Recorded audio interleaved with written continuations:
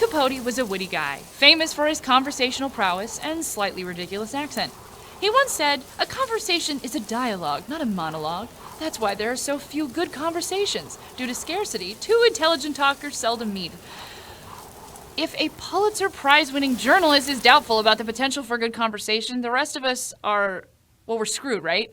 I mean, it's crazy how difficult it is to hold a genuine conversation. And on top of that, it's really easy to stress out if the talk that you're thinking about having is really, really important. I mean, what if there will be awkward silence? What if you say something stupid? What if the 25,000 people out there that have subscribed to this cartoon think your silly voices are stupid, Caitlin?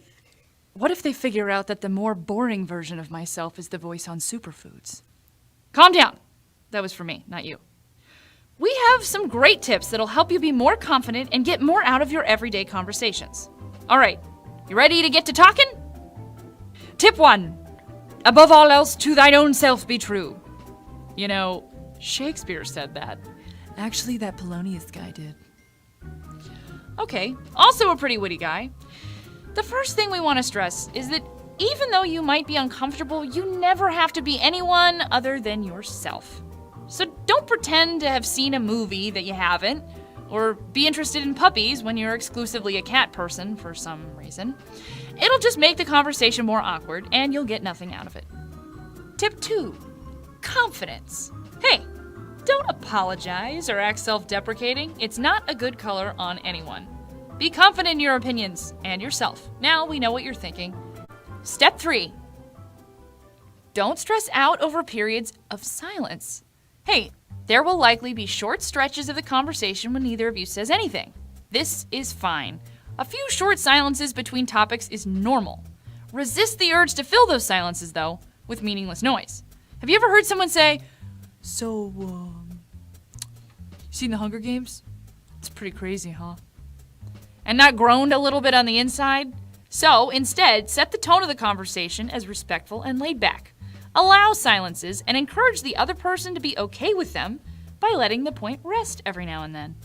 Tip 4. Be an active listener. Go on. Often, participants are spending more time thinking about what they're going to say than actually listening to another person. One tip for being a good listener is listen to the person you are talking to. You will be able to volley the topic a lot easier if you're not trying to anticipate what they're saying in the first place. So, I picked up the phone and we were talking and he broke up with me and I just really wasn't expecting that. Have you seen my new cell phone? It's really crazy. I can pull up any meme that I want. Oh, wait, what did you say?